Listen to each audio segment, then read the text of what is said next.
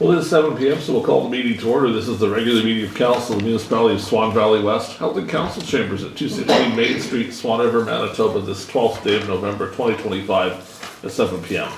Present this evening, Reeve, Gade, Councillors Byron, Zbirun, Brad Kushniryk, RJ McGregor, Carrie, Blosha, Terry, Neely, Brian Burick, RCAO, Kristi, Ronnquist is with us. Our videographer, Jeremy Bergen, is in the room. And we have a couple folks in the gallery, both virtually and in person. I've already wrecked my computer.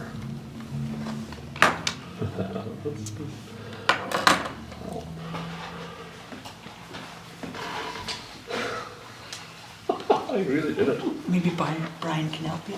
Yeah, could be. Fix his computer. Yeah, I can fix this computer. I'd fix it. Yeah. Well, that doesn't happen too often. All right, we'll jump into the agenda at number 2. Be it resolved, the agenda for the regular meeting of council held this 12th day of November 2025 shall be adopted as presented. Is there someone to move the resolution? Councillor Burick, and I see Councillor McGregor there as well. Any changes or additions to the agenda tonight that anyone wishes to propose? Hearing nothing, we'll call the question. Those in favour? That is carried. Into number 3, adopting the minutes. Be it resolved, the minutes of the regular meeting of council held October 28th, 2025, and the minutes of the public hearing held October 14th, 2025, be adopted as presented. There's someone to move. Councillor Blosha, and I see Councillor Neely as well. A copy of both of those minutes are attached to the agenda. Has everyone had a chance to review those? Does anyone need more time? Were there any errors or omissions found? Hearing nothing, we'll call the question. Those in favour? That's carried. Number 4, Public Works Report. Lead hand submitted this a little earlier on today. Graders have started moving again today. However, we're using the 140 at the moment as Paul's grader is waiting for repair on the injectors to be done by JSM. Greg from JSM expects the injectors to be in by Friday at the earliest. So you recall Paul's grader, we did one injector last year. We had some diesel fuel in the oil, so we were chasing that down to see why that was. We have 2 injectors that are leaking, and the third one they think could be leaking. There's 6 total, 1 was done, so we're going to have to do those 3. At that point, we're just going to do the other 2 as well and be done with it, so we're not back in there for labor again in a few months' time, so they'll be doing the 5 remaining injectors. Smith's Creek between 164 and 160, it says here it's been opened up, but I thought that was in Ward 6, so it can't be true. It is in Ward 6. Dams have been located in spring runoff and hopeful restructuring the drainage system. There was quite a lot of work done out there recently, some of it as recently as today. Civic address signage is still ongoing. Highway 83 is close to complete. I know they were doing a few in Benito here today, just sorting out a couple of the addresses. So they've been working on that one. It's not able to be grading, which is good use of time. Cooks have moved the crusher to Kane's Pit as of Tuesday. Kalinowski Pit is finished to his 10,000 yards there. If you look later on in the meeting, you'll see that we were billed for 11,000 yards. The reason was we took some. So we asked them to leave 10,000 in the pile so we have it for spring, so we actually bought some extra there to make up for what we used. Cooks would like the municipality to come out to Big Woody Pit and see if we maybe have use for the gravel being crushed there. It'll give us a good central location from there. They've always been pitching this the last couple of years. I did promise them we would look, but I did not promise them we'd buy any because it was sandy like the other stuff. There's no point. Once we receive our work platform back from Ag Shield, the Christmas decorations will be going up. They're hoping by the end of this week because the weather's good. Workplace health and safety chased us down for the work platform because apparently they're to be certified every year, or I guess inspected. They're certified when they're built, inspected every year. We haven't been doing that, and neither has any other municipality in the area, but it seems to be the new buzzword from workplace health and safety, so we've all received notice that we have to do it. There's a couple options for inspection. One has a place that goes and does LP stuff. It was about $600. Ag Shield's hoping to be $400 or $500, but the money's local instead of somebody coming in, so we're hoping that works out well for us. Any discussion on the public works stuff? I had asked before the meeting and before most came here about if the mowers were working, and I understand some are broke down. Are they all broke down? I don't think they all broke down. We do keep having substantial losses to the mowers. Are they at least some working, or? Well, we fix them and then the operator breaks them again. And we fix them and it gets broken again. Like we're taking shafts and stuff out that we would normally never take out of a mower. So I've asked Public Works to look into what's going on. That could be causing such destruction to the equipment. Because to me, it's not the equipment's fault. There's gotta be something else going on there with not enough care and attention. How's that new mower working? Worked pretty good. They're having trouble a week or two back with it throwing rocks a little bit. So they talked to manufacturer about how to fix that. They were doing some adjustments to try and get it to not toss the rocks again. But they prefer it. It goes really fast. But we've been using both, depending on where we are. Okay, I noticed, like you said, Smith Creek, like you did some backhoe work there, but are there any scrubbing? Is there any scrubbing being done before that, or? I don't know that he's done it the last few days because he was doing culverts. No, and but doing beaver so there's dams. culverts putting in. As far as I know, he did some culverts. And he was working beaver dams. For sure today it was all beaver dam stuff. On that Smith Creek. Some with the hoe and some with other means. I know I've asked this many times too, skid steer. Yes. Anything happening there? Still nothing. I've reached out twice and I've got nothing back from the adjuster fella. So what do we, Where is not it? gonna decide anything tonight, but I mean, we're gonna talk about sometimes what we do with it. Where is it sitting right now? It's in the shop, apparently, unless it's Shop moved. here. It's been sitting there I all think year. it's still here. I don't think they took it to Winnipeg, did they? No, it's here. 'Cause that was a good piece of equipment with that scrub head. Did they have it running since the, We Nothing. haven't tried it because if insurance is paying for the whole thing, they can just have it. If they're not paying for it, then we'll put all the fluids in and we'll see what happens. But we didn't want to make things worse yeah, or invest a whole bunch of money in fixing it with insurance then said, oh, well, here, we're covering it.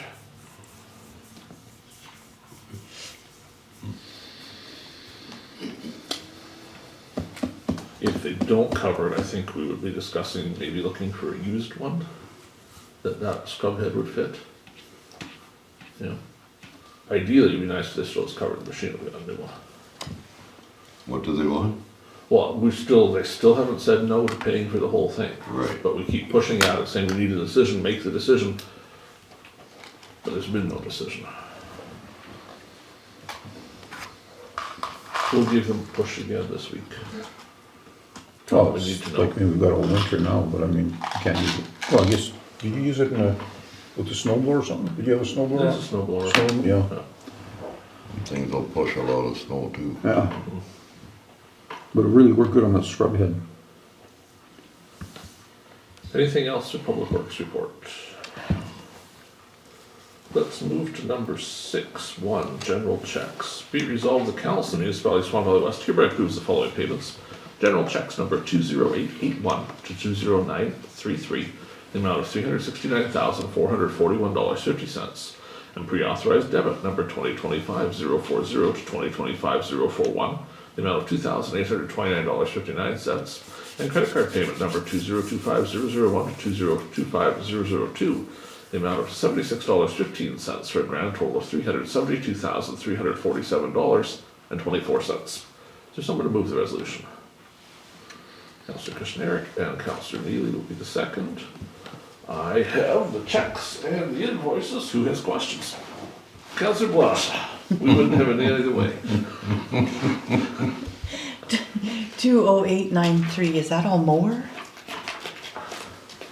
20893. I show this to be carbide bits for $559, Series 8 wing shaft for $3,100, cut skids and knife blades for $183. So that all is mower, isn't it? Pretty well.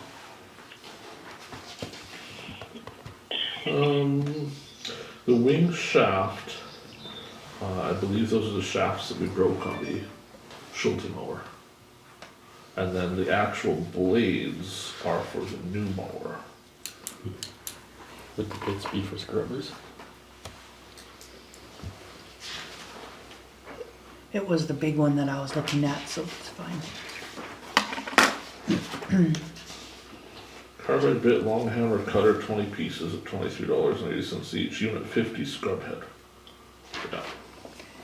Okay, and 20913. 903. This is Canadian National Railways. There's a credit, this is tax adjustments, I It's a believe. supplemental. Yeah, so supplementary tax notice to them is their assessment changed. I think they reassessed where the rail was, Yes, and they subdivided so it wasn't all being taxed so highly. yeah. And so then there became a lot of credit. There was two Okay. rolls on there. No, I just wondered because it was Yeah. quite a big credit, so I wondered Yes. what was up there. That was all my questions, thanks. Yeah, it's 25 acres now they own, it doesn't have any rail on it. Seems to be the big change. Who else has questions? Councillor Burick. I wasn't here for the last meeting, but I just want to thank council for approving that grant to the Big Woody Hall for roof repair. I don't know if that's a good thing that the councillor doesn't have to be here to get things done in his work. No, that was good. Can I ask who did the work, or is that an in-camera thing? Who did the The quote we saw was from the co-op. co-op? Yeah, no, that's good. I think That's that's who good. they got in the end. Yeah, no, that was good. Well done. Thanks. Anything else for the general checks? Hearing nothing, we'll call the question. Those in favor? It's carried. Payroll checks. Be it resolved, the council of the Municipality of Swan Valley West hereby approves the following payments. Payroll payments number 992 to 1007. Amount of $29,190.39. Is there someone to move the resolution? Councillor Blosha, who would like to second? Councillor Zbirun. Copy of the payroll summary is attached in the private view of the meeting. I was looking in here before, and I was going to mention, if you look at employee number, oh, this screen is so different now that I messed it all up. 121. 119 versus, take your pick really of 129, 128, 121. Yeah. I just thought that that was worth paying attention to. Any other discussion on the payroll payments? Hearing nothing, we'll call the question. Those in favor? That's carried. Indemnities. Be it resolved, the council of the Municipality of Swan Valley West hereby approves the following payments. Indemnities for October, number 4738 to 4746, the amount of $10,909.07. Is there someone to move the resolution? Councillor Burick, who would like to second? Councillor McGregor. Copy of the indemnity summary is also attached. Any questions or discussion? Hearing nothing, we'll call the question. Those in favor? That's carried. Under 6.4, a copy of, this is no longer the latest. We wrote a couple of those checks after the fact, but a copy of what is the budget report is attached. This was printed Monday.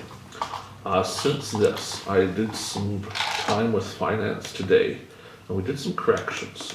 So things we changed on here. You'll notice that the insurance payments aren't showing on here. We've updated that, so the insurance will be on here for the next one. We updated the splash park contribution to actually go to the splash park instead of sitting in two weird places. We found and corrected the issue with the minus $38,000 of recycling program. That is actually related to the conservation district fees. They're in the wrong spot, so they're being moved to the right account. So it'll come out of there and show up on the conservation line where it should be. There was a couple other little movements we did as well. One of them was the landfill grant. It will show up now as income and the expenses will be on an expense line. Right now it shows the expenses are in a negative thing because the grant went in there instead of into the income line. Just a little housekeeping stuff. Kristi and I spent some time with a calculator and what we know of changes for this, and we're kind of calculating on through how the year is going, trying to get to that bottom number. We have not brought the money from last year forward. We have also not paid the reserve money out yet to the reserves. So for the grader and stuff that we're planning on doing, we haven't actually moved those.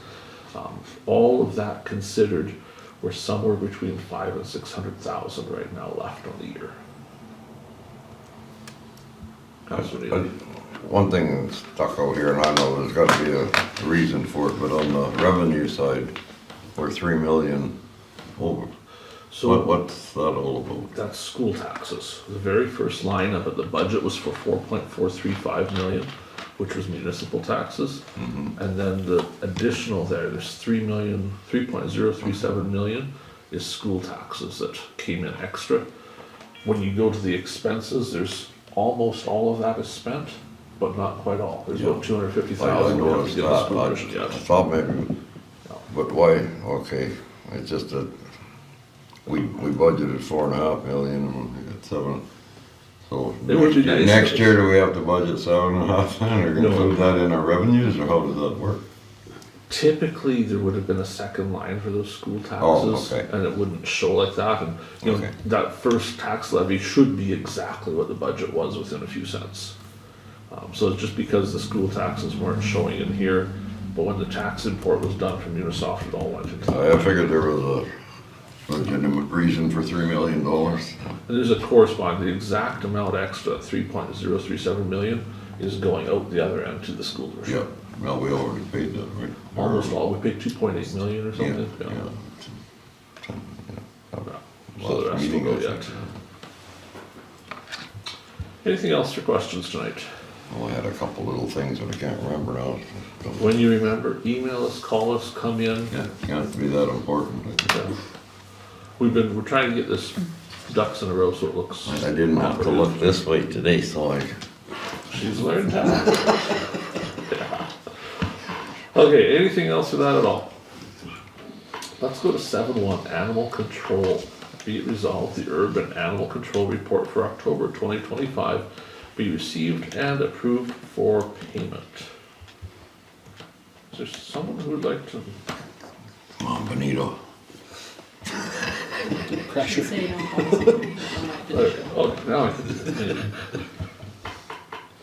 I will not click it again. It will be much better. Oh, here we go. Okay, so Councillor Kushniryk to move it. Who would like to second the report? Okay. Sir Neely. A copy of the report is attached. And it would say no calls, but I think that part's missing. But there's no calls. Any discussion?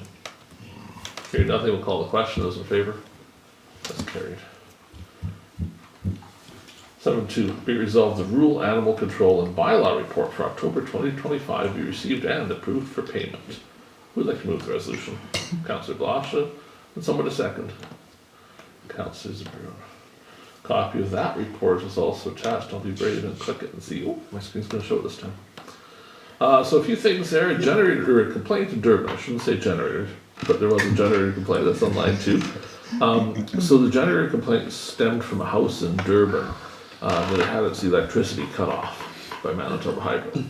So they ran on generator for a few days, but thankfully they've come to terms with each other and their hydro is reconnected. So that problem has ended. Also looked for some properties in Benito and Kenville. All in compliance with good progress, which is really nice. There's a complaint of a firearm discharge and some unsightly property. There's a complaint of a rooster on River Road. The rooster is now deceased. He saw Thanksgiving. A phone call to a ratepayer regarding complaints. That related to a ratepayer that had had some less than kind words to our office staff, and the bylaw officer reminded them that those words were inappropriate. Any questions or discussion? Hearing nothing, we'll call the question. Those in favor? That too is carried. Oh, let's get some fun stuff. 7.3, M&M proposals. As council knows, we've been looking to see if there's a solution other than tearing down the former M&M restaurant in Benito. 3 proposals are here tonight. Has everyone looked through them already before the meeting? So of these 3, we have one to have a pet food store with a cricket farm in the back, and one proposal that's like a little restaurant, grocery store thing, and one that's more just a restaurant thing, but I think convenience store mixed in. Of the 3, only one of the applicants came to Benito. So the one for the cricket farm drove to Benito. Kristi and I went up there, we toured through the whole place. They actually looked at it. They were serious about it. The other two did not attend to actually see the building. Our recommendation is that we would think the Cricket Farm would be the appropriate proposal for Benito, given that the other two would be duplication of what's there already. But that's for council to discuss. If you want, we can do that in camera, give it some more discussion and come up with a plan. But that's on our list of things to talk about tonight. We'll move the rest of that to in camera if everybody's good with that. Okay. 7.4, Benito Recreation Center financials. So Benito Rec Center held their annual general meeting last Monday. And they had some financials there. Councillor Zbirun was tied up at a different meeting he had to attend. So I happened by the rec center meeting just so we had somebody there. So attached to this is generally their balance sheet. There's a few things on here that are worth noting. So right now they have about $122,000 in the bank. Of that, some of it's term deposit, $60,000. They've got some memorial funds set aside. So certainly it's not necessarily all unencumbered funds, but they have about $122,000 in the bank. When you get to the fixed assets part, they're not recording depreciation. So what's really recorded there is what they spent on each of those things over the years. So it goes back as far as 2010 when they did the lighting upgrade. You know, and that would be practically all depreciated by now had they been doing depreciation. But those essentially are just showing what the upfront cost was of each of those projects that the rink board did to the building. The liability side, there's not terribly much there. Into the profit loss, again, a couple notes. So near the top, you can see the ATM income of the return float for $14,000. That really shouldn't be income, that should be an account transfer. So there's a $14,000 expense and a $14,000 income that balance each other out. So when you look at the bottom line, it looks like they went through a lot more money than they really did. Bar did quite well last year. Total bar income was about $48,000. The expenses are on the other side for that, but it made money. Concession income was about $14,000. Income expenses were quite low for that, so they did really well on the concession as well. Some curling league fees there. Some large donations they had towards the kitchen project. So altogether they had about 26, almost 27,000 donations. Some event proceeds from the different bond spiels they held, so about 12,000 came in on that. Held the comedy night, the Kelly Taylor comedy night, put out in 13,500, give or take. They did spend a bunch of money when you get into the expense part. Skating ice rental, by the way, is about $8,000, and then sponsorship, so about 10 grand from the rink itself, like the skating rink part. On the expense side, you see again that ATM float is there. The bar expenses about $28,000, so the concession was only $5,000 expense. They made 9 grand on that. Curling ice expenses, it shows 4,800, but that doesn't actually capture the hydro. You know, there's a lot of hydro expense from actually running the curling ice, but that's what it costs to get the supplies for the paint and such to do it, and turning the plant on and off. They have someone come out and do that for them. As far as the rest of the kitchen upgrade is the big expense there. It's about $104,000. There's actually one thing in here that should have been in there that wasn't. There's a little bit of sound equipment. So basically $105,000 went into the kitchen upgrading there. Overall, that brought them to the end of the year with a little bit of a negative cash flow, about $52,000. But had they not spent on the kitchen, they would have made money. Not as much because they wouldn't have had the grants, but overall, not too bad for them. And you know, sitting with $122,000 in the bank, they're essentially cash-based accounting. So what's in the bank is money that's not spent on anything else at this point. Towards the end of the meeting, they were looking for board members. So I volunteered. But Councillor Zbirun remains our council appointed board member. He represents council there, whereas I'm just showing up with the goodness of my heart to see how things are going. We did have a meeting after that, and I'll probably capture the second meeting we had out there in the Canada Day section a little later. Any questions on the Benito Rec Center stuff? Did they plan on sort of spending some of the money they had in the bank previous year, or I is think this so. stuff that came up unexpectedly? I think they kind of planned it because the renovation, I think they kind of saved some money and fundraised a couple of years, you know, so they had some of that left over. Councillor Zbirun probably knows better than I do because he's been to a lot more of the meetings. Can't help you. Well, I guess once they We got haven't had- started with renovations, they decided maybe to carry on. Well, I think they added the washroom part of it maybe after when they started with the kitchen and did the washrooms too, but it sure looks nice. Like it was a good thing to do. It was about time. I mean, that kitchen was built in 1977. 50 years. Yeah. Oh. Okay, let's move to 7.5. Tis the time of year when we look at watershed district appointments. So there is a recommendation from the watershed. They say Bonnie Schiltroth is interested in being on the watershed board. Lives in our municipality, use some of the programs offered by the watershed, excited to share them with fellow neighbors. They're suggesting that we appoint Bonnie as one of our reps replacing James Brown. Council's decision. What do you wish to do? Who is this person again? Bonnie Schiltroth. Never heard of her. Bonnie Schiltroth. You want to make a decision now, or you want to throw this in camera? In camera. Okay, done deal. Please make a note, because we're getting a lot of things going in camera, I'm gonna forget.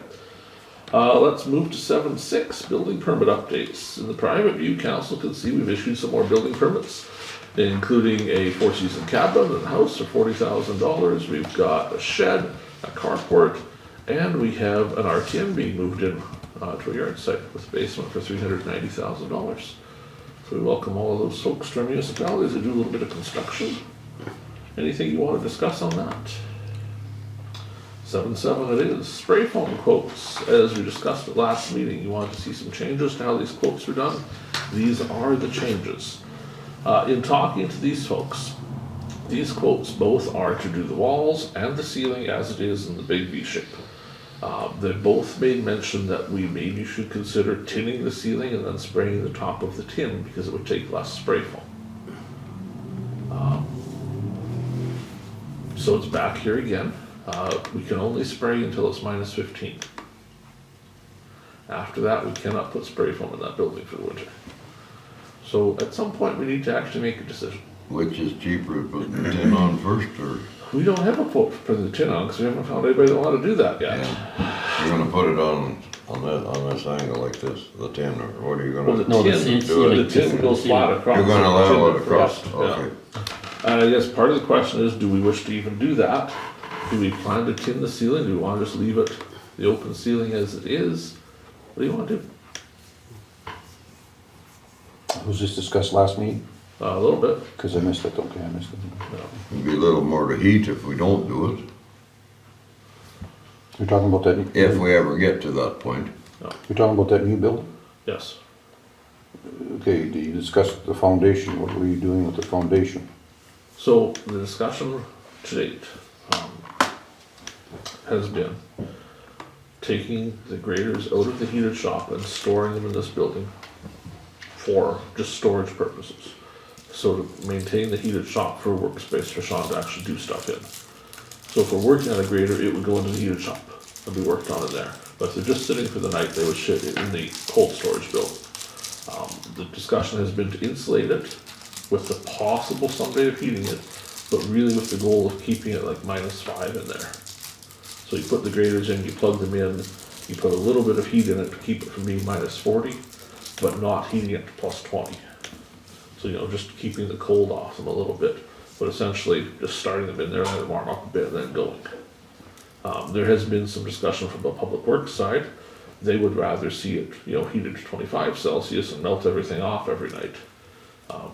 There are some municipalities that swear by doing that. There are other municipalities that leave the graders with snow and ice on them. That, you know, some park them outside. Some park them in a, you know, one of those hoop buildings with a tarp over it. So there's been a lot of discussion about where to go with that. Where we've gotten to here so far is the idea of insulating the building so we can keep it a little warmer in there, but not heating it all the way because of the concerns about foundation and such. We haven't pulled the trigger on anything yet. The cheaper version of these two coats is around 42,000 or so to do the spray foam. We would have to do a little bit of electrical either way because we have to put a couple more plugs in, but that's one way or the other has to happen. If we did nothing for insulating it and just parking the graders in there, it's gonna get pretty cold some days. But there'd be no wind on them, and they'd be plugged in, and they're supposed to be able to start like that. They would have to warm up for a little while every morning, obviously, but we warm them up now even though they're sitting in a heated shop. So that probably wouldn't make a big difference either way. But if we're going to do something with insulating it, we need to get on with doing it in the next few weeks, very few weeks. Or if we're not, if we do nothing, if we leave the graders in a heated shop, then we kind of handicap Sean for the winter, because he can't work on anything that can't, like when the graders leave at 7:30, he has to have whatever he's working on apart and put back together by 3 o'clock, so the graders can go back in. There'd probably be some flexibility in that depending on the forecast. You know, like surely we could come up with, if it's a fairly nice week, he could have the shop for the week. I'd put the graders in on Friday night if he's done, but we looked at putting him in Durban. We could have him do work there on equipment. It's a heated shop, nice place, but there's no place to put the graders except outside. So in that case, we're just parking them out in the snow mix.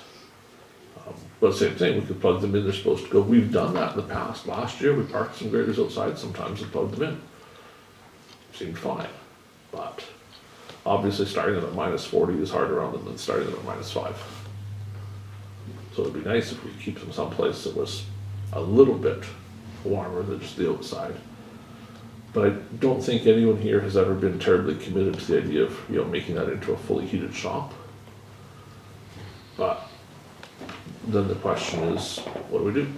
On these spray foam quotes, the original quotes were to spray straight onto the steel that's there.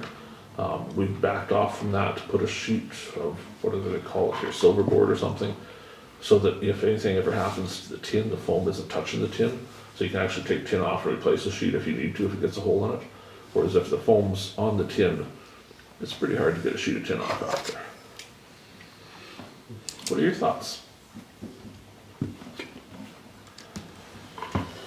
I was just thinking of the foundation right now, like instead of spending so much money, I mean, because I think we talked about a while back, like, I mean, you have to do a lot of work on the foundation, make it a heated floor and make it suitable for heated all winter and so nothing cracks up.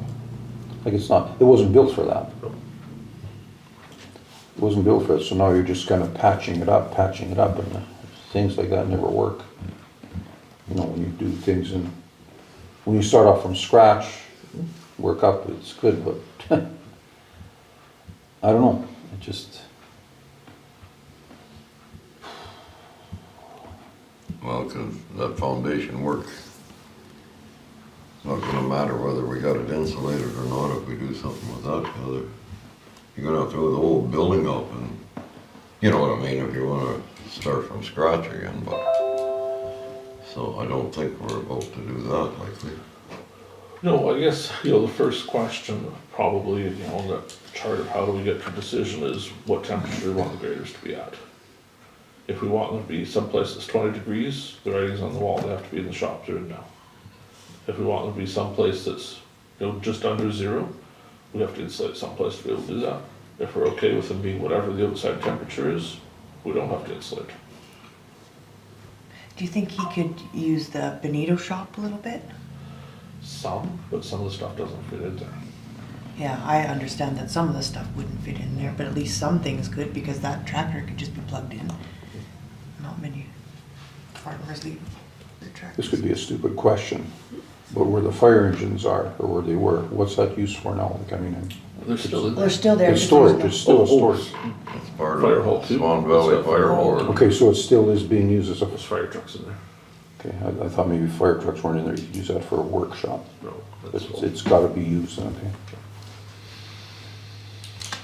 Well, my own personal experience, they don't have to sit inside and melt off every night. Well, you work with equipment in the bush there, they don't melt off. Yeah, there's no shed or nothing there either. You got heaters built into them, you just fire them up and fire up -35. As long as you let them warm up long enough and have good oil in it. But, you know, that's a little different. You know, we don't have the access to all that when you're 25 miles or 30 miles back in the bush somewhere. So, I don't see a need personally for them to have to sit in a 20-degree shop. If they got block heaters on them, plug them in, and they don't start at -5 with a block heater, we got problems. So do we want to keep them -5 or do we want them to just be whatever temperature it is? Well, I think as long as they're inside out of the wind and they're plugged in, there's no reason they shouldn't start. Right. My truck sits outside all winter. I don't tuck it in and melt them off and wash his window every day. I plug mine in if it's really cold. But that's all it gets. I plug it in, but I mean, other than that, I don't know. That's only my opinion here, and I'm only one person, so. So one option would be that we don't insulate it, we put them in there, and if it goes really badly, we can put them back in the heated shop. And if we get through the winter without having had problems, we say, oh gee, we just saved $50,000 on insulation. I feel like it won't get done anyway, if there's It would be- projects backed up anyway. I They're- feel like the installation wouldn't happen. They're basically telling us that we need to know this week. Yeah. If we're insulating it and we're telling this week, they'll go do it next week and be done, but otherwise it's gonna be too cold to spray. What did you say, Carrie? I feel like the installation wouldn't get done Too in late time in the year. anyway. Too late It's in too the year. late in the year. Oh. It's too cold, getting too Yeah. cold. One So of we're just these- gonna have to do a trial run and see how it goes. I say put If them they have inside, trouble- plug them in and. Like if they have trouble starting, can't you just put a Webasto heater on it? And be fine? Well, that's the kind of heaters we had. Yeah, like it'll start They anytime got, they then. got timers, they can be set, you know, whatever. That's just a I think you just put them in the garage, out of the wind, plug them in. Yeah, like they can still go in there, Mhm. and anything out of the wind has to Yeah. help, as long as they can plug in from there. yes, there's power there. Okay, as long as there's Supposed to be power. making sure If they there's plug no in. power, well, there's no use Yeah. putting them in there. There's no use letting all, if we got time in the winter to get stuff ready for spring, there's no sense trying to jam it all in 2 weeks in the springtime when we got all winter to. Well, that's what our hope with Sean, right, is we have the winter to put a mower in and tear it down, put it back together, and then do the next one, have everything ready to go in Yeah. the spring. Rather than it gets to be springtime and we're like, oh, now we have to fix it. Trying to get ahead on preventative maintenance, which should save us a bunch of money in the long run. And as far as warming the machine up, it sits outside for half an hour, 45 minutes to warm up anyways, whether it's in a 20-degree shop or not. I Right? understand what you're saying. Yeah, I mean, so. Yeah, it'll be a lot different inside than sitting outside, I know that much. Whether there's any heat in there or not, Like makes me. a big difference. Okay, so I think we have a decision, is everybody comfortable with that? Yep. Okay. 7-8, RCMP report Q2. They promised to give us some different reporting that made a whole lot more sense, was easier to read. I don't know how much more sense this makes or easier to read it got, but it is different. So there's a bunch of numbers here. I don't know if it really does much for... The last one kind of is easier to read a little bit. Shows you some variance numbers from last year. It doesn't take into account the people that aren't reporting crimes. But, so for example, shoplifting shows 24 shopliftings. Previous was 20. A day or what? Well, certainly I know of 24 in the last 2 weeks, so it must be not all reported. But there is a bunch of crime numbers for you. Anyone want to discuss that further? No, we're good. 7-9, Crime Stoppers. Last year we had quite a long, lengthy discussion about whether or not we were going to give money to Crime Stoppers. This year they're requesting again, they've changed from 25 cents a person to 30 cents a person as a request. It would be $827.70. It's practically worth that much because of what they did. So they sent a letter over to the town from Mayor Bill Gade to see if the town would like to contribute. I bet that went over very well. Oh, as well as you can imagine.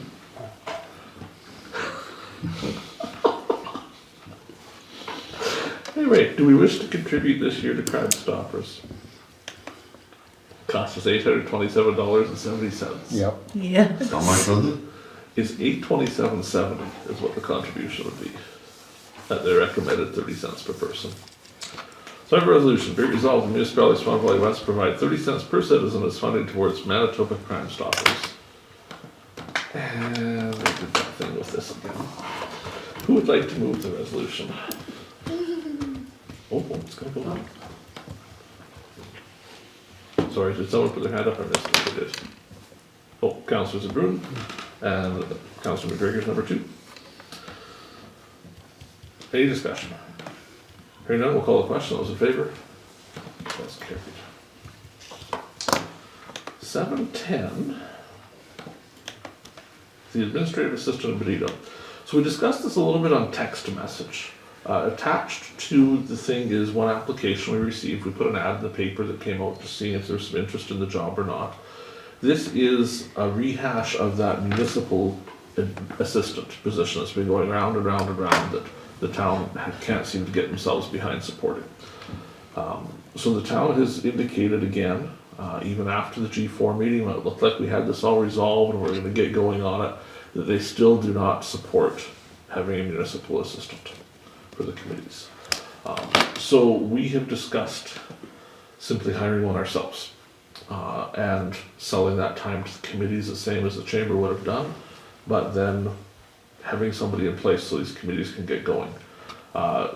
Certainly that's something council needs to weigh in on, and tonight's the night to make some sort of decision on that. The viewpoint on this, it still won't. I can't get to my notes. It's gonna cost us, depending on what position we put them in, 24 to 28 or so, I find it's gonna go, dollars an hour. They'd be the same as an admin assistant would be in this office. When we discussed it, we thought, well, here's an opportunity to use the Benito office for something. We could put some time out there so it's open again and sell a bunch of those hours off to these committees. It would probably have to be $35 an hour to the committees to cover our costs by the time we do the wages plus the health benefits and such that go with that. But then it would make this available. If there was any spare time, which there would probably be some, they could work on Swan Valley West stuff because they're our employee. We would just use up the spare time ourselves. So we're going to essentially go around the table and get people's opinions on this, but my own preference, I would still rather see somebody working at the chamber office for the 4 municipalities, because it would have the tourism booth open, it would be better for the whole community. But the town simply won't get behind that, which kind of rules that out. The only way, we could, if we wanted to, we could put our employee over there. But it seems kind of silly if they're our employee to put it in the chamber office to keep it open when the town won't be part of it. But, the sky's the limit, we can choose whatever we want. Putting it in Benito is a very valid option because it would get that office back open. The only thing that would be tough with having them at Benito is we'd have to run stuff back and forth once a day. But we already have people. Fred goes back and forth, so he would just have to pick up a package of stuff and take it there and bring some stuff back when he came back at the end of the day. Some sort of inter-office mail thing. Councillor Neely. Did you mention anything to Mountain and Minnetonka about this yet? I did. Mountain was very happy, Minnetonka did not respond.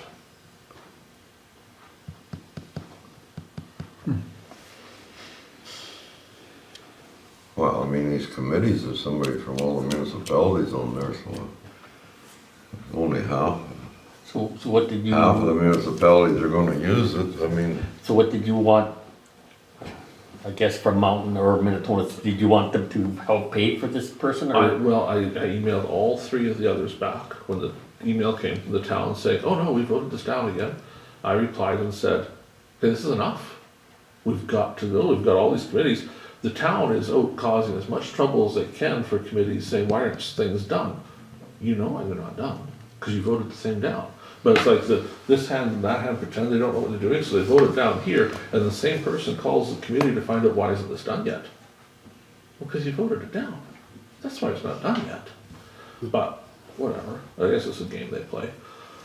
So I replied to them all and said, this is nuts, I'm gonna ask our council to hire someone. We had a little conversation on text message first. I said, yeah, we're gonna talk about it, we'll see. If we just hire somebody, we'll just sell that time to these committees. Because the committees all need the time. They need somebody doing it. But, so the committees would just budget for that every year and and they'd pay Swan Valley West for it. And the town is gonna be paying part of that anyway. They would be. I see in the paper this week, there's an ad again from Vet Board, looking for someone to run Vet Board. Well, this would be the solution for that.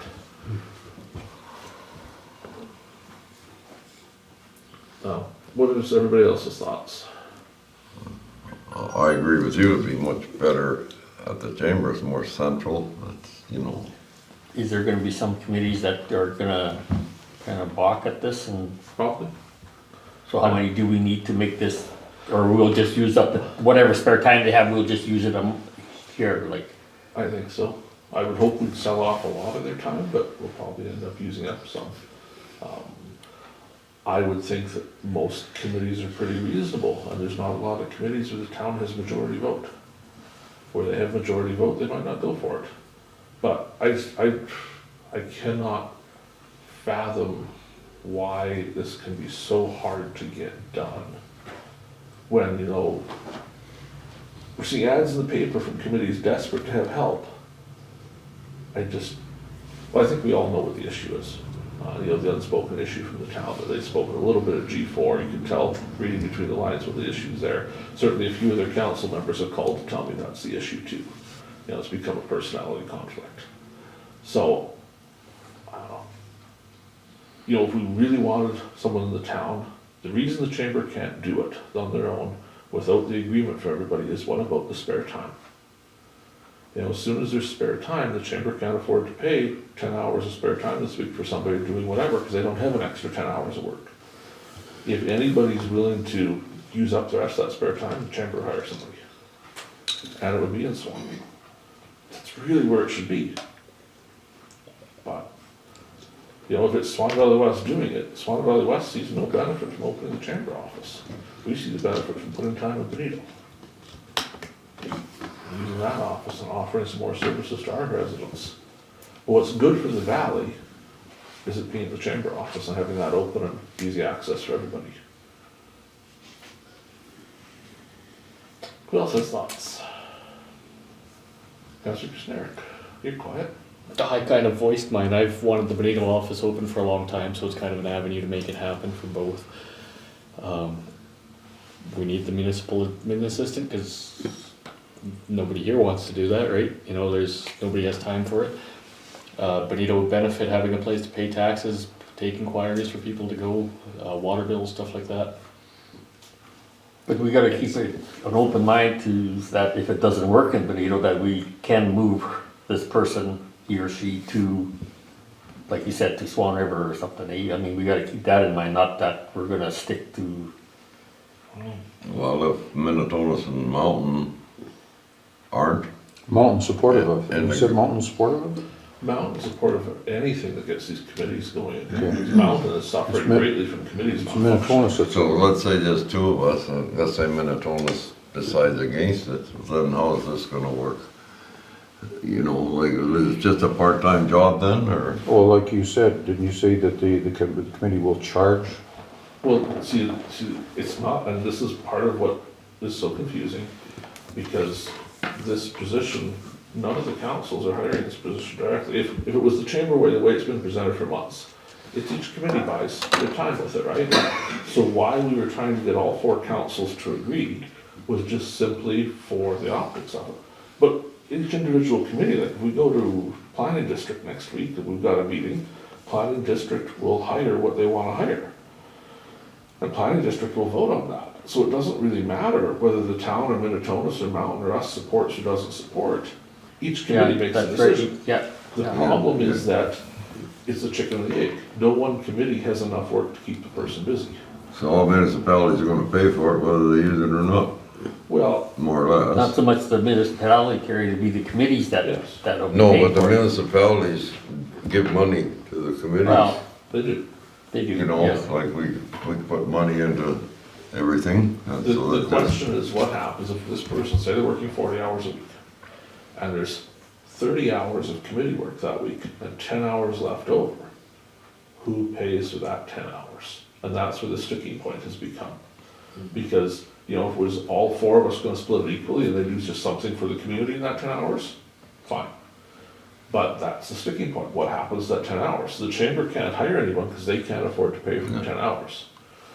So if we hire someone and we use up those extra 10 hours and whatever, we have a list in the office of things for them to do.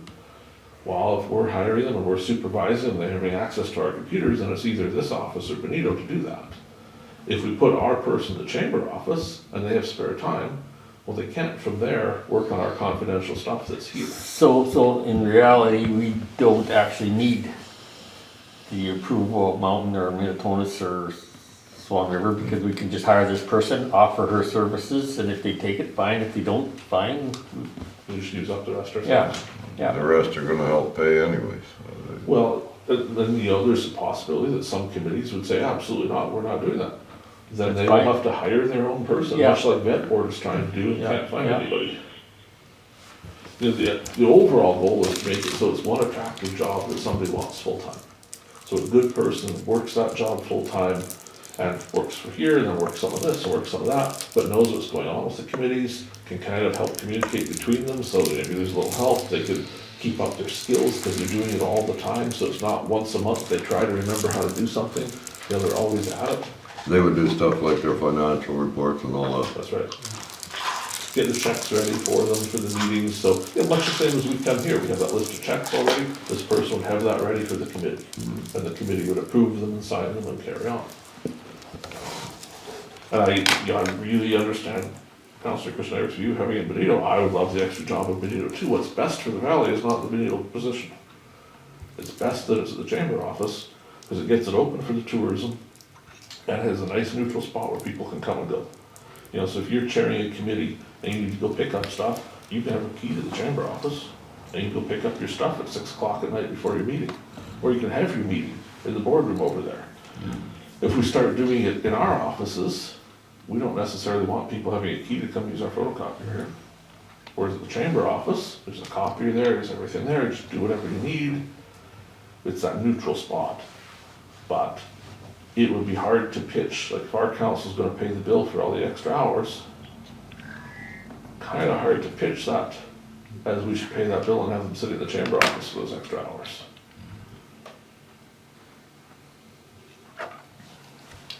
The other side, I totally agree, valley-wide it benefits more at the chamber. However, as we all see how well councils can get along, if that person were to be employed by Swan Valley West next year when the council tables change, that person's job isn't at risk.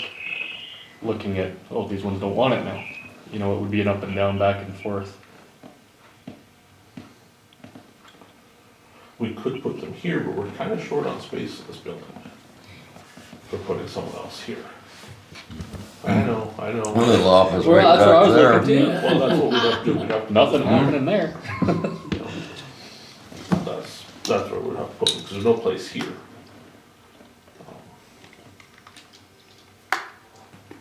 And we could, take it to the extreme of the other committees, like this area doesn't have confidential stuff in it. So we could have access into here for committee chairs from any committee, as long as they can't get into there. There are some options with that. It just gets further down, then all we're doing is replicating the chamber office here, instead of using what's already there and ready to go.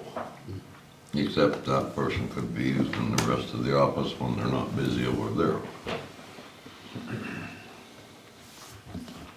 And certainly, I think your thought is, sometime in Benito and sometime here, if you find somebody that's willing to drive back and forth, but I can pretty much guarantee wherever they're from, they don't want mileage to go to the other place. We haven't seen a pile of applications for the Benito job yet. Yeah, we gotta see some more, because Well, there's this, there's possibility that there aren't people in Benito that want the job.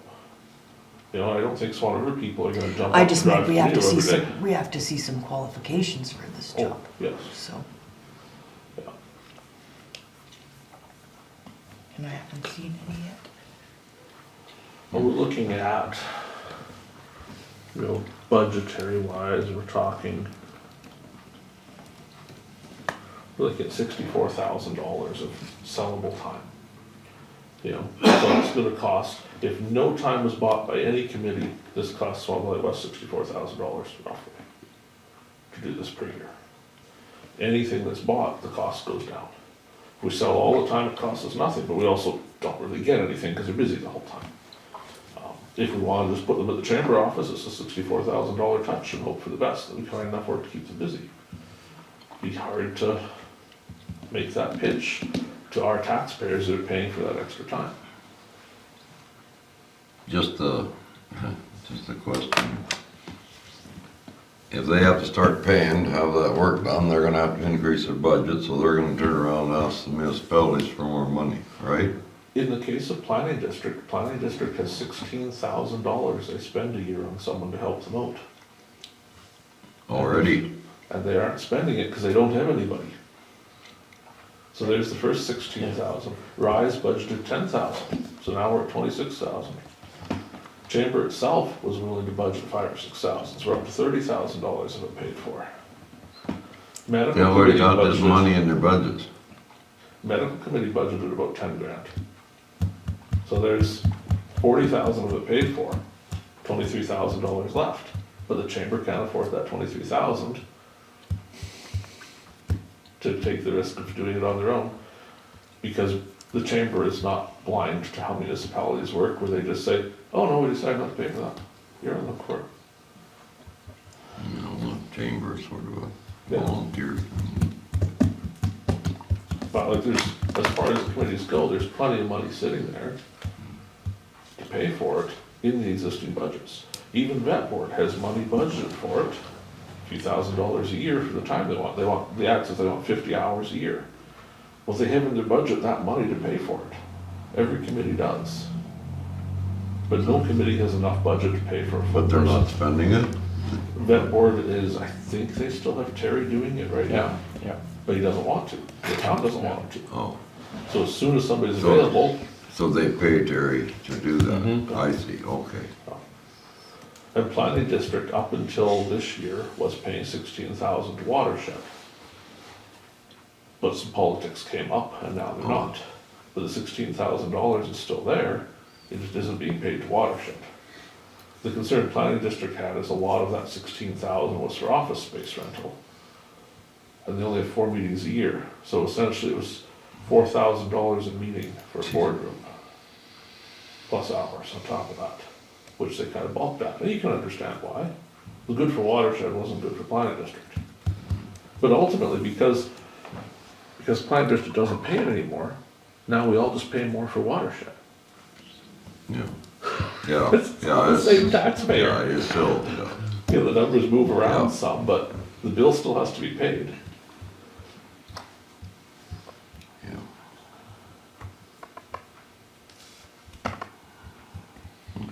So we'll leave the ad up and so that we have somebody to compare. I mean, maybe this is the right applicant, but we don't know until we have, We should have more than one. yeah. What is our overall view? Because we need to tell, we need to tell that board something, we need to tell planning district something. Because planning district has a meeting next week. The number one topic is what are we going to do? Because we have to do something. Vet board knows already what's going on.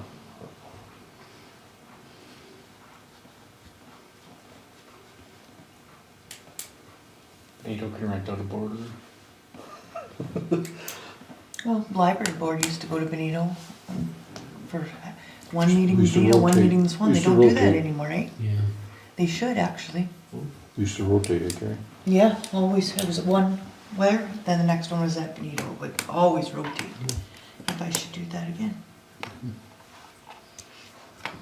So can we give direction to committees on a plan?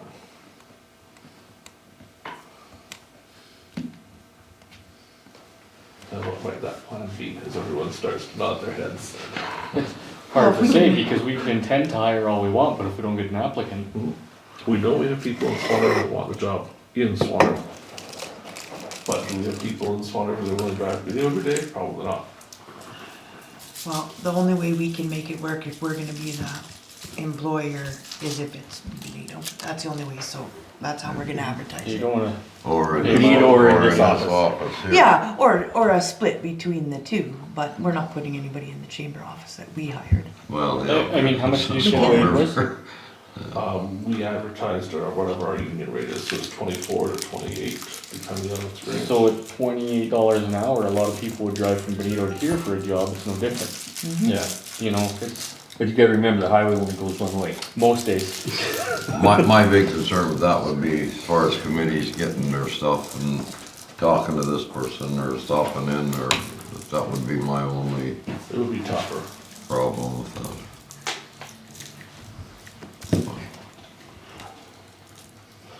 I mean, I'm in favor of it, because I don't think it's fair for the chairperson to have to do, just because you're the chair of the meeting, doesn't mean you have to do 10 hours. Yes, too much. Work a month to get ready for a meeting and all that kind of stuff. But in terms of moving stuff too, I mean, how many jobs are fully remote now? And you don't have to attend for anything, you know, everything's email and Zooms and everybody has. Oh, sure, for you. You weren't supposed to hear that. What's that? So is it fair to say that we intend to do something, we just don't know the finer details? And would committees be safe to assume there's a solution coming that they could buy for $35 an hour? I would think so, it's just a matter of where and when we get the right person for the job. So if worst case, they're here and not in Benito, are we still comfortable with that? Or do they have to be in Benito some? Is that a deal breaker for us if they're not out there doing some office stuff? No, we have this little office here. Well, no, that's what I mean, like if we Yeah, heard not that they for were me. here the whole time, Mhm. instead of being in Benito, is that a deal breaker if they're not going to Benito?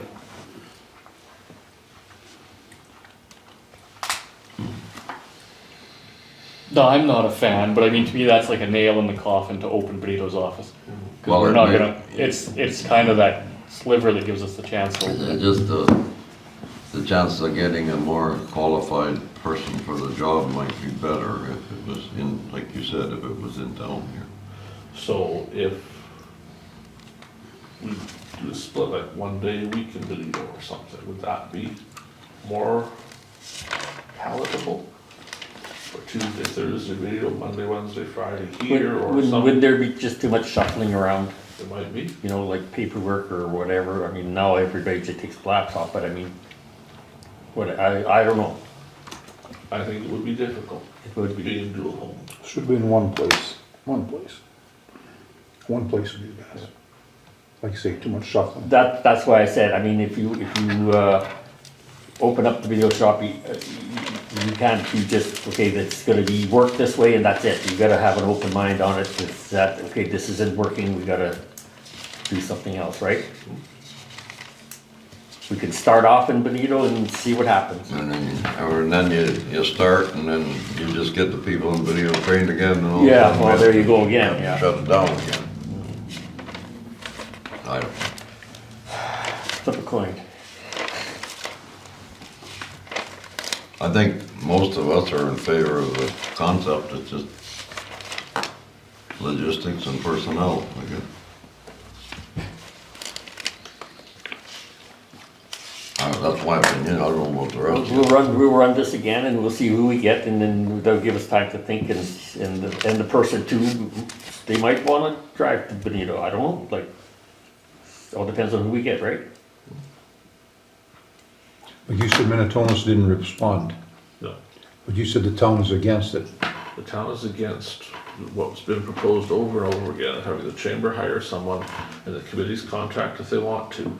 For whatever reason, the town says no to that, and I don't totally understand, because the town does not put any money into it at that point. Because at the G4, they seem to be Yes, they kind did. of positive at that, kind of. And there's no verbiage comes out of them other than, no. And there's not like a paragraph of why not, or what they want to see changed. You know how normal people, if you don't agree with something, say, I don't like that, but if we could do this instead, that we could do this instead isn't coming from them, there's just no. and then it stops, which is hard to work with. Yeah. I don't understand, they're paying for it, I can't understand. It's nice that if all four of them would have worked, said, yes, you know, let's try it. Do it. Okay, we'll leave it there. And we'll communicate whatever that was to the committees. More confusion? Let's go to 7-11. So, you know, we've been doing some upgrading at the landfill, or trying to. We attempted to move over the little building over there. We did get it moved over, and we were fixing up on it, and that's when we found the mold. So we attempted to remediate the mold. And we took off one piece of something, and then we took off another piece of something, and we took off a little more, we got a little more mold, and we took off some more. Nothing left. No, not left.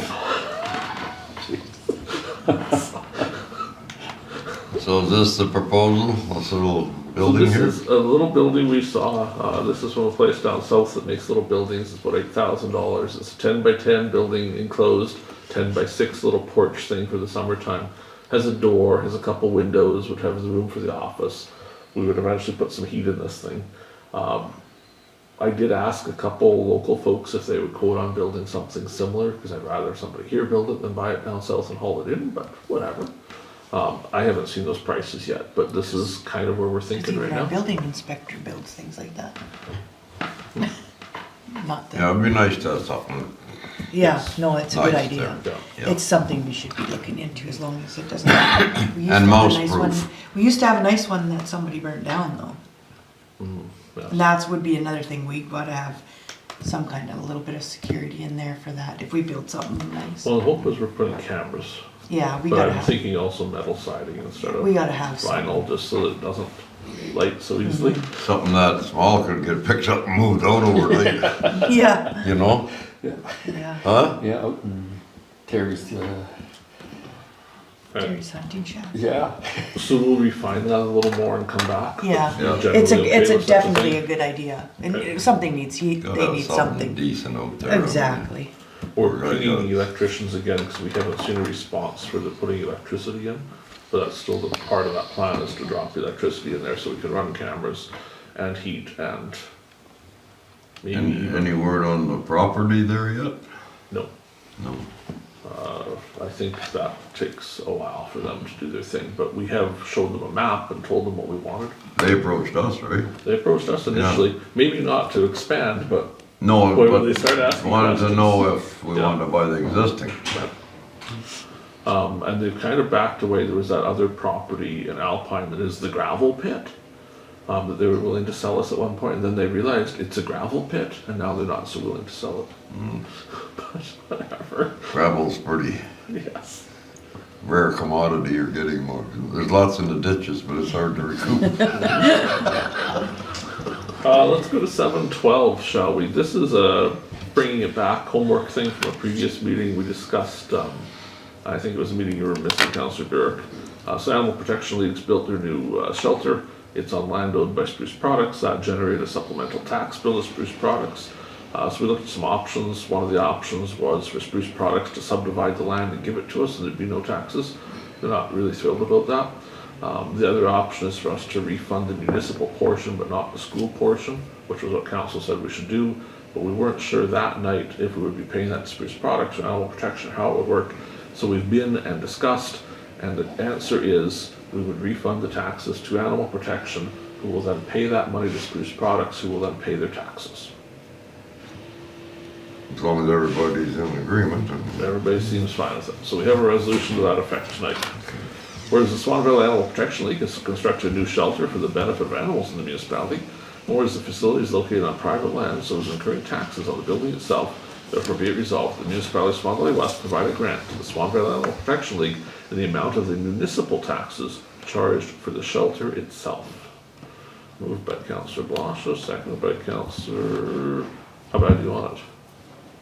oh, come on, it's in my ward. It's in his ward. Then- Yeah, let it Okay, go. Yeah, it's in his seconded ward. by Councillor Neely. Kind of on the edge, it's on the edge. It's on the edge. Ward 5. Yeah. Okay, any discussion? Okay, nothing, we'll call the question, those in favor? That's carried. Had to get you there. That's okay, that's okay, that's okay. 713, this is just for information, I attached a copy of the Arm of Mountain notice that came out a couple days ago. So what they've done here is they're changing the way taxation works in their LUDs. This doesn't have to be an LUD area, it could be anywhere, so think Durban, Kenville. And what they've said is they will charge $75 to every piece of property, no matter what its assessment is, and then the rest of the taxes will still be on assessment. And the reason they did this is they had some properties like we do, that the tax bill was $1 a year. Because it's a lot that's only worth $500, there's nothing on it. And so you get a $1 tax bill. By the time they print the bill and mail the bill and collect the money, they spent more on it than the person ever paid in taxes. So this was their way of trying to level that out a bit. So no matter what your property is, you pay $75. And then all the rest of the taxes come by assessment. The upshot of this, if you look through the examples there, if you have an empty lot that has a $1 tax bill, you now pay $74 more. $75 flat, nothing else really. If you have a property that has a nice house on it, you actually pay a little bit less because everybody else paying on those empty lots reduces your taxes slightly. So I just brought it forward because I thought it was something interesting to see. We've talked a few times about how to deal with vacant lots and stuff, or lots that have something on it that has no value. That one trailer in Durban comes to mind. This is what RF Mountain did. So I thought it was just cool for you guys to see it and know they found a way to make it work. If at some point you decide you want to do something like that, let us know. We could figure out the details for here. But Well, I think we need to start on that. Like, not wait anymore. Like, we've been talking about it for a long Yeah. time. We just, now you see it, I thought that was nice to see. We need to do that as well. right, so we should Yeah, we figure out how we should would go do it. ahead and just try to start on it. Okay, I think, we're good with that. my opinion, but. Okay, we will figure out how it works here, and we'll be back with that. 7:14, if you think these meetings get convoluted, you've never seen anything till this. So tonight, the council is presented with a confidentiality agreement to not disclose confidential information. We put a note of this in the regular meeting because it's so unusual. So council, as you know, does have a private part of the meeting every meeting where we discuss confidential information. This particular agreement is with Apple. And Apple has requested that council be aware of something, but that there is a signed confidentiality agreement that council will not share that information until it is released publicly by Apple, should Apple ever choose to publicly release it. That's not normally how we operate here. Our normal secret part of the meeting is only secret until the matter is then discussed publicly at a meeting. I can't share what this is about in public. Kristi and I have signed this and we have met with Apple's representatives. So we do know what the proposal is, but we can't tell you about it in public. We thought it was fair to the ratepayers that we mentioned that council's being presented with an agreement to not discuss the matter. In very general terms, they're not building a factory here. It's something else, and it would eventually be publicly announced, but probably not for another 6 to 8 weeks. That's all I can share. There's also a possibility that it goes nowhere and it stops. But I wanted to share that much of it. When we go in camera, we'll look at this. If council chooses to sign it, then Kristi and I can tell you what it's about. If not, you outside. Yes. Some of us have already signed it. It's nothing bad and they're not suing us. So that's the good part. We're just giving them their option. 7:15, Canada Day celebration in Benito. They're all sitting down, right? So the rate board held a meeting after the annual general meeting, and seeing I'm on the rate board now, I was there. So Canada Day celebrations came up. The rate board, as we know, has no interest in celebrating Canada Day in Benito. They had been approached by RJ's car group about having a car show there, and they know that the municipality is looking at doing Canada Day celebrations. So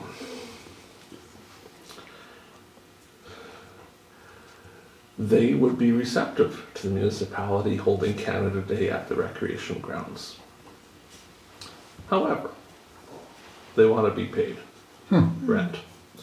The conversation was that if the municipality of Swan Valley West actually did anything for the rec center, giving them money at some point, then they could probably waive the rental fee for Canada Day. I smiled as big as I could smile and said, would the rink board like to pay the $60,000 of insurance we pay for you every year? Exactly. Because then we could probably give you some cash if you paid that yourself. That's when the fight broke out and the chair had to tell some of us to stop fighting. So the end decision by the majority of the rink board was that if Swan Valley West wishes to celebrate Canada Day at the facility that we own in its entirety, we will have to pay between $300 and $500 rent to do so. And I said, I'll tell council your decision. They would allow us for that rent to use the outside grounds that we own. They would allow us to use the building, which we own, including the washrooms and the lobby. And if we so desired, they would also allow us to use the concession area, which we own. And we could fry food in it and sell food. And I said, so would the rink board like have interest in running the concession and making the money off it? No. They feel that we should run the concession and then fundraise for the municipality with it, which probably isn't in our interest. They also said they would be agreeable to us having a community group run the concession as long as we pay the rent for them so that they can use the building.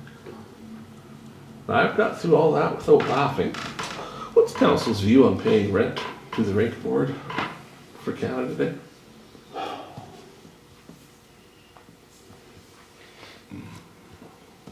I think you just got your answer. That's ridiculous.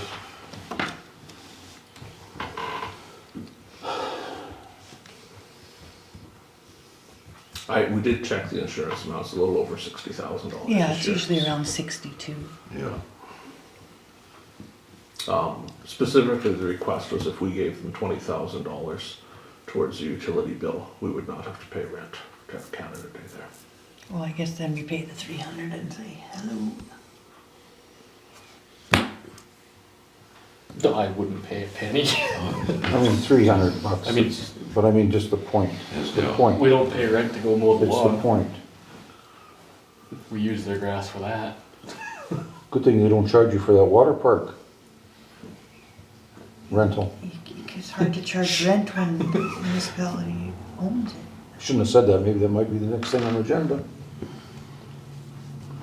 Well, it's It would be nice to have a community group that wants to run the concession. concession, yeah, because like It would be even good. But these the people, school and that, they're always looking for a fundraiser, you know, and I'm pretty sure they would do it. This might- They're doing it at the end of the month, sorry. no, sorry. I'm They're sorry, doing it at the end of the sorry. month, at the craft show. The school is running the concession.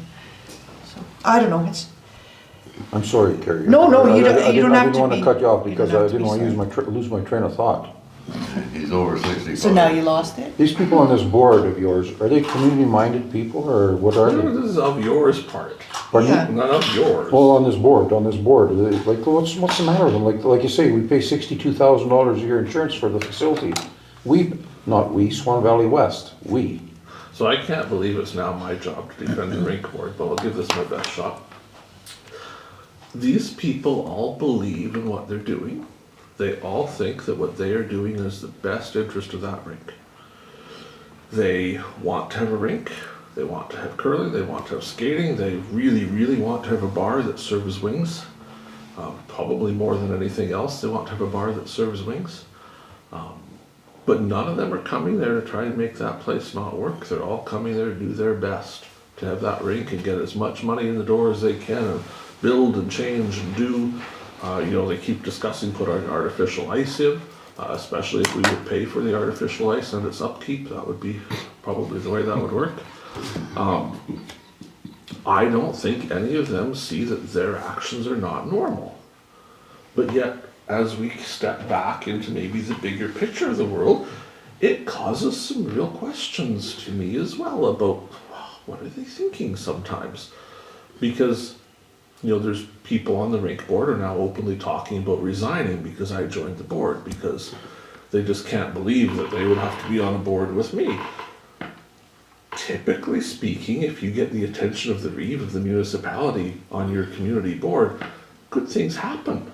You know, I come back here and I say things like, hey, they need a couple $1,000s for this, and I talk you all into giving them a couple $1,000s extra.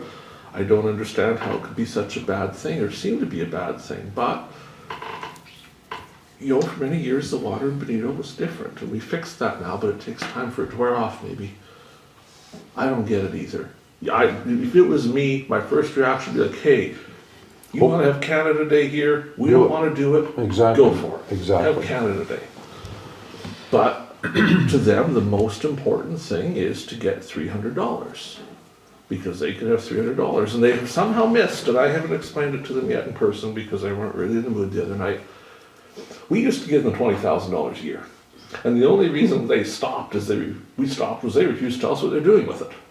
And if they'd said, here's what we're using it for, if they had said, we're paying the hydro bill with it, they'd still be getting $20,000 a year. But they wouldn't answer the question of what they did with it. So then we said, we'll give you $10,000 a year, and the only string attached is you have to come here and tell us what you're going to use it for, we'll write the check. And they wouldn't do it. So they've lost, in the last 3 years, $40,000. Because they wouldn't just say, hey, we're going to use it to pay the hydro bill. I don't know why they made those decisions. I wasn't there when they made them. I asked them why Councillor Zbirun isn't at all their meetings, and they said, well, we kind of forget to tell them when they are. I said, really? Well, yeah, you know, sometimes we remember to text him, but sometimes it's only a few minutes before the meeting when we finally send him a text, and then he can't make it. You think? Like, I don't get why it's us versus them. The big reason I joined the board was it can't be us versus them if I'm on both sides. We've got to resolve this and get on with making the community better. Like, why would we fight with ourselves? Because that's what we're doing. It's basically one committee fighting with another committee. Yeah. It doesn't Yeah. make any sense. We're supposed to be making the whole place better. To them, the most important thing in the world is $300. Last time they did this was the seniors walking. If you remember that, they had to have $600 for the seniors to go walking. Come heck or high water, they had to have that money.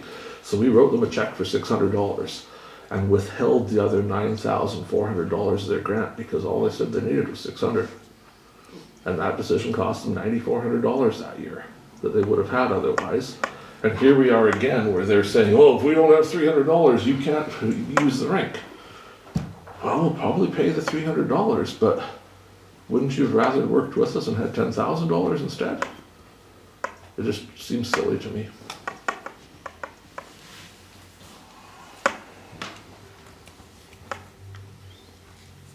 It's very discouraging to see how cooperation amongst communities, eh? Very discouraging. You take with the town and this staff member that they want to hire. And Everybody wants the same thing. Village of Benito, like, I mean, work together, but I mean, no, it's this or that way. Like, I mean, it's just no budging. Like, it's just. So, that way of thinking, then are we paying Durbin for the supper? We do pay Durban Yeah, for the we summer. always do. Pay rental. So then what's the difference from paying Durbin for the supper than paying for the use of the rink? I don't think Well, we give we- Durban 62,000, do we? Well, technically, we own Durban too. Yeah, We pay for the catering, I think we pay $100. The catering is totally different, but the rent you're talking Yeah. well, about. whatever, yeah. Yeah, the catering is totally I mean, different. if That's something we, you have to pay. yeah. If we rent for the G4, the hall, do we not pay them for the use? If we want to rent the hall that we're putting a roof on in your ward, are we not going to pay them the rent? So what's the difference? The only argument I can make, and I don't necessarily believe it, is we're not necessarily paying the insurance for all those other places. Well, we're not. But we choose here, paying the insurance is a different question of renting the hall, I think would be a suitable argument. Whether or not we're gonna use the place and pay the rental fee is one question, whether or not we pay the insurance for the place is the other question. And they shouldn't get cross-combined. You know, we choose to give them the insurance as a grant every year. If we didn't, in a year, the rink board would be broke. We would have to run a rink, and we could not do it as cheap as they do. So what's the insurance on the Durban Hall? $2,000? Probably 2, Just 3. about the amount that we're giving Yeah, them for a probably the grant. amount we're giving as a grant. But Same thing as sometimes, your hall, so but we are sometimes actually when paying they- for the insurance. but sometimes when they come to us, we give them a little more. Well, they exactly. need. And the same would happen here, if they come, Mhm. so. We're renting it, we pay it. Doesn't matter whether it's Durban, Kenville, wherever. I think the only reason that we see it as different is because it's become so adversarial with that particular group. You know, we don't see the other groups out on Facebook trashing us for, well, they don't give us 1 single cent towards this place. Well, we do. We give you $60,000 a year towards it. And I think that's just soured the viewpoints from both sides to where they think council's out to get them. I was at one of the meetings before, and the entire meeting was about how horrible council was. Well, really, I don't think council's out to get them. I don't think they're necessarily out to get us. Just for some reason, it hasn't meshed together well all these years. And I'm hoping we get over that. And that's kind of why I want to be there to nudge them towards like, come on, council's not out to get you. Council kind of wants you to succeed. Because the last thing we want to do is run a rink here. Nobody really wants to go do that. And Public Works doesn't want to figure out how to make ice. You know, if you look at the Swan River example, how lucky would Swan River be if they had a board of people running the rink for them and doing it cheaper than the town could do it? And that's what we have right now. We have a board of people that run that rink cheaper than we could possibly run it. Not such a bad position to be You in. haven't met a bunch of volunteers like you that are working that rink right now. And they are community minded. Definitely. There may But be it might some, be that their community and your community aren't the same. there's probably been some grief there through amalgamation, right? Because it used to be Benito Rink. Now it's Swan Valley West Rink. And amalgamation caused a lot of hard feelings for a lot of people that may never heal. Like some of these people that are volunteering there, it's their parents that Started it. that got the money, that went out and did whatever. And some of those poor people have been trying to get off the board for, Well, sure, and nobody to take and their nobody to place. take their place, so they just end up staying on. So that's another thing that has to be, You like, won't I'm not talking find about the younger. a bunch that can fundraise better than there's about 6 of them that are there, eh? And yeah, they might be a little bit bullheaded, but I mean, they get results and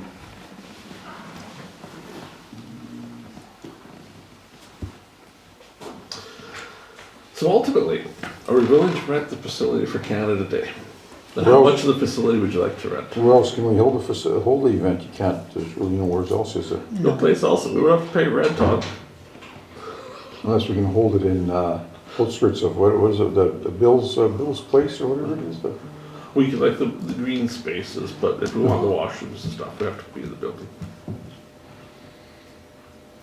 And if we're doing that, are we looking for a community group to do food there, or what do we want to do about food? Yeah, I would say let's look for a community group, like, And are we willing to pay for the canola oil? Because apparently there's an issue of who pays for the canola oil. oh, lots of times the elevators will give you that. Oh, I'm just saying, So you may get the canola oil donated, but that's on your head. yeah. And we'll let the car people come. Are we okay with not charging the car people once we've paid for the facility anyway? Well, they can buy us the oil. We should charge them, we should, hey, I'll even change the deep fryer for you, okay? Wouldn't be the I'm first just one. making a deal, man. They probably have a lot of oil by now, we should put it in the front. Yeah. we should charge them $500 and we'll cover the cost. Just wrong. Oh my. Okay, so we're reset. Yeah. We'll rent the facility. We will Yeah. pay them the rent. What are you paying, 3 or 5? I kind of forget what they were. It was 1 if we did this and 1 if we did that. I assume it's going to be 5, and if it's less than 5, good. But it's going to be the lobby and the kitchen and the concession is what we're going to have to use. Well, okay, so actually there's one more thing. So the firemen use the hall for the pancake breakfast, and they generally get a bill for it. You want us to just rent the hall too, so they don't get billed for their own pancake breakfast? Because they're raising money for the fire hall, we have to pay for Well, it. actually, they use the same side as we are gonna use. Yeah. They don't use the other side. The firemen always have done it in front of the skating ice there. No. Like, well, that's where they did it last time. Not last couple of years, it's been the other part. Yeah, it was in the. Oh, it's in the hall. part. Oh, well, we're gonna have to just use the hall then. Wasn't it a year ago or something that somebody wanted to rent the kitchen in that place to run a restaurant or something? And all heck broke loose. Yeah. That's what a year ago. That's what I figured. I figured There's a lot of there heck broke was loose. something over that. happened there that didn't go through. Yeah, Byron, it's just maybe for they'll the ask you to one. they'll remind you to come to the next meeting. Anyway, whatever it takes, it takes. Okay, we will make it happen. Let's go to number 8, committee reports and communications. We will start with Councillor Zbirun. I had a watershed meeting and went over projects that were submitted to us and went through the ones that were eligible and done. So that happened on October the 30th. And then we had a vet board meeting and I have their budget and financial papers here I'll give and then you can, and yeah, we talked about fixing up, if we need some repairs on the building. And that was most of the talk was, and that was it. That was on the 3rd of November. Yeah. Anything else? Nope, good. Councillor Neely. Committee, Yes. I have nothing. Right. Councillor McGregor. I have nothing. Councillor Kushniryk. Nothing. Councillor Blosha. No committee reports, just a few calls from irate payers. Were any of them happy? The first couple, no. But resolved the problems and within the next few days, yes. Councillor Burick. No committee reports, but we have a planning district on Thursday, right? The 19th. At 7? Yes. Okay. Is And that that's at the Thursday chamber. or is that Wednesday? It's Wednesday. Yes. And that's Wednesday at sounds the- better. And that's at the chamber, right? Is the chamber. Yeah, okay. Yeah. Yeah, 7 o'clock. That's it. Yeah. No, I don't have any committee reports. So I have one or two things. Or 10. We'll go backwards. So on November 4th, I was in Benito for much of the day. We had the gentleman out with the tower guy. Tower crew was there, so we put all the antennas on the tower. The rink board has decided to let us provide them free internet, so they won't have to pay that expense anymore, so that'll save them $180 a month or so, which would be good for them. We haven't run the wires into the building yet, but we're hoping to do that next couple of days. Then the next step after that is to connect the water plant, the shop, everything together and get going.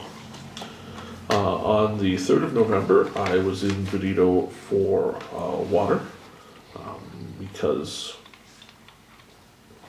what was I there for water that day? Because it's not putting out the right amount of water. Ah, yes. There was a pressure concern, and I've been desperately beating into our public works staff that if anything changes at the water plant, we are no longer allowed to say, well, that's funny, and carry on with our day. We must figure out why something changed, because usually small changes are signs of bigger problems to come out there. So we noticed the pressure was building differently from the wells when they started. Normally wells start, within about 30 seconds or so we build up to our normal pressure and where we go. All of a sudden on that day and on the Sunday before it, wells start, we're about 5 minutes before we get to normal operating pressure, which is very strange. We diagnosed for quite a while. We were not able to find the source of the problem. We checked the pumps, we checked a bunch of stuff. Our feeling is that it could be a pump getting weak or something, but at the moment we're watching and monitoring that to see if it changes any further.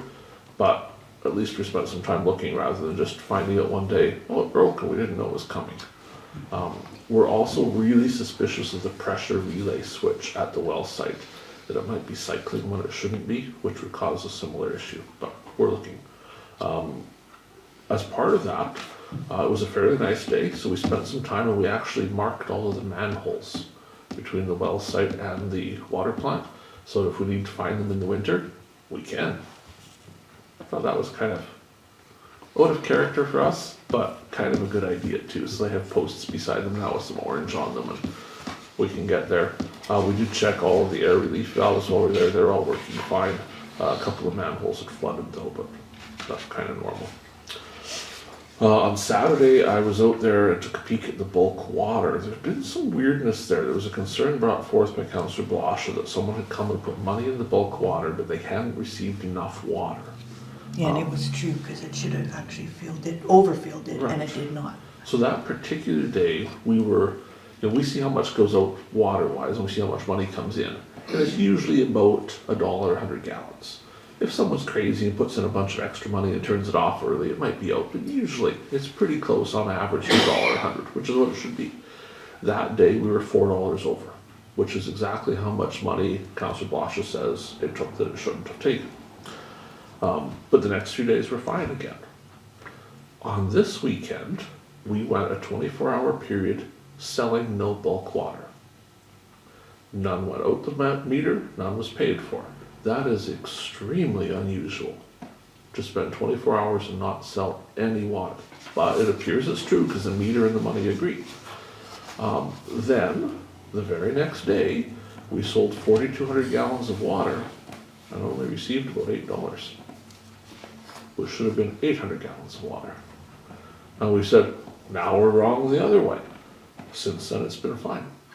So we just don't understand what's happened there, but something weird. The same thing is, we're watching it, trying to figure out what it is, but it's very strange. Very, very strange. I just know they didn't. Yeah. It didn't, then they gave up, because they ran out of loonies. Gotta be the meter, wouldn't it? Well, it's electronic control, so it's supposed to be perfect, because electronics never make a mistake. Okay. But we'll see. We do have a spare machine if we need to go to that, but so far as yet, we haven't been able to reproduce the problem. And at least it was wrong with somebody got a lot of water, Yeah. but But 4,200 gallons is a then lot the of other water. person didn't get the, I know. didn't get the water. No. And ran out of money. And gave up. On Thursday, the 30th of October, did some planning district stuff. Also got called to a complaint about work being done on the river. So people are pretty sensitive to that about river stuff lately. So the office received a complaint, so I went to investigate for them. And there was work being done beside the rivers, but no work was being done in the river, no dirt was being put in the river, so it appeared to be okay. Shortly after that, the culvert truck arrived with culverts, and I was the closest person to go meet the culvert truck, because I've always dreamed of that. Anytime we've ever hauled culverts, we do that on a flat deck. I met a culvert truck with a 52-foot dry van full of culverts.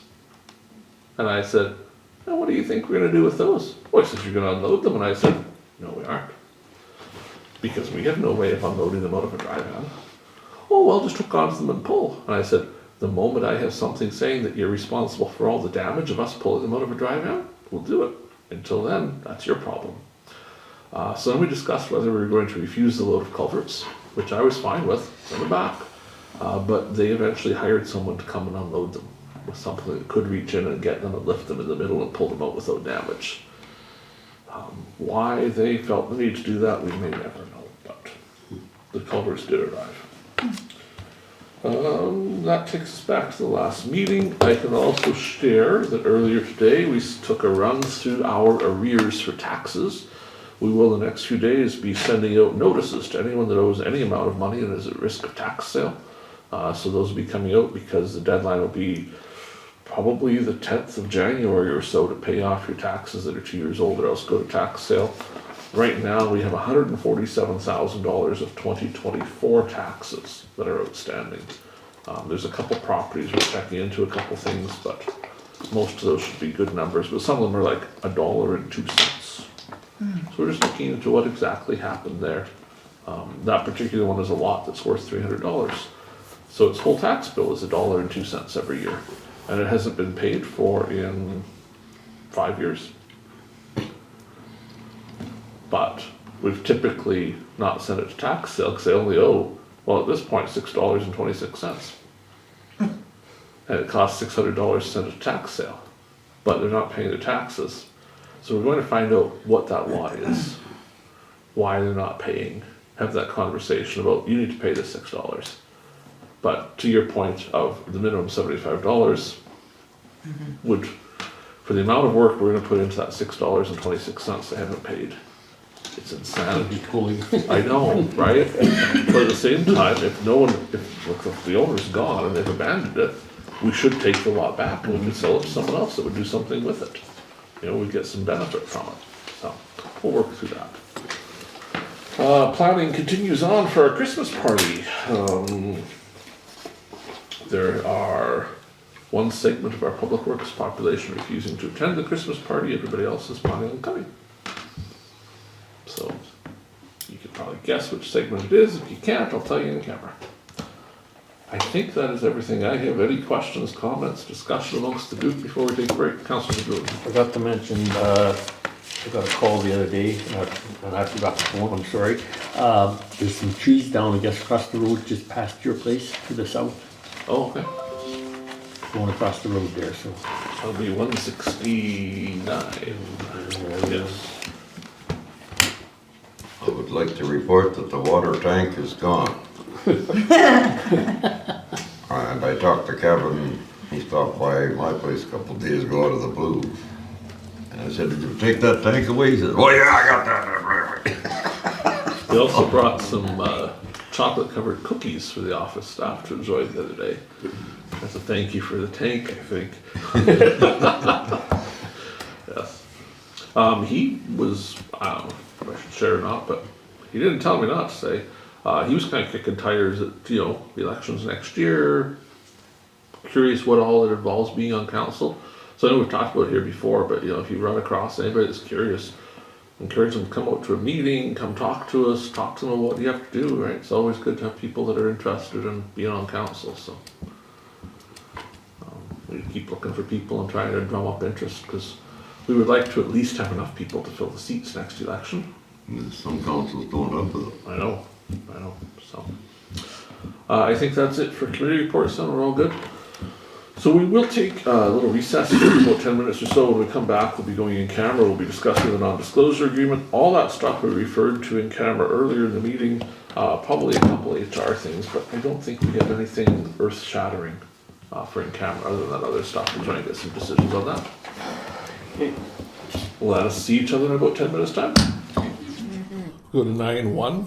Be it resolved that pursuant to section 1523 of the Municipal Act, the Council shall meet as a committee to hold a closed meeting and continue discussions in camera regarding personnel matters, negotiations, preliminary discussions, investigation, enforcement of act or bylaw, and security of armed documents or property. Is there someone to move the resolution? So Councillor Kushniryk, and I also see Councillor McGregor. Any discussion? Hearing none, we'll call the question. Those in favour? That's carried. So coming out of the in-camera session, we've given some direction to staff, and we are returning to a previous part in the agenda, 7.3. We have a resolution to bring. Be it resolved, the Municipality of Swan Valley West accept the proposal from Stuart Matheson for the former M&M restaurant with the following terms. A lease will be offered for immediate access pending sale paperwork. The building and lot will be sold for $1 with the condition that it must be in use within 24 months or ownership reverts to council. Is there someone that wishes to make the motion? Councillor McGregor. Who would like to second it? Councillor Kushniryk. Hope you boys enjoy crickets. Any discussion? Hearing none, we'll call the question. Those in favour? That is carried. We did also look into the watershed appointments quite a bit. We've given staff some direction on that, and we'll come back to that at our next meeting. Oh, can I just say something? Sure. It said committee appointments on 7.5. We didn't talk about that? We didn't yet. That's a list of who's appointed now. We need Yeah. to, before January, go over that, and we have to do something for the library, and then if we're changing watershed as well. But you'll look at those appointments, see what you're thinking. Yeah. Let's go to notice of motion, number 10. Any notices of motion? We'll go to number 11. Be it resolved, this meeting shall now adjourn it. Oh, sorry, stop. Was there one, are we having a meeting end of November? Nope, Or should we cancel that? We we did. did. Oh, you did? Okay. Yeah. Okay, no, that's fine. So there's no meeting till the first meeting in December. December. Be resolved, this meeting shall only adjourn at 9:55 p.m. Be it further resolved, the next meeting is Tuesday, December 9th, 2025 at 7 p.m. Moved by Councillor Neely, No. Yeah. Oh, Blosha, Yeah. was it Blosha? She just got from Vegas, she got back from Vegas, she's a little slow. Any discussion? Yeah, Hearing none, we'll bye. call the question. Those in favor? That's carried.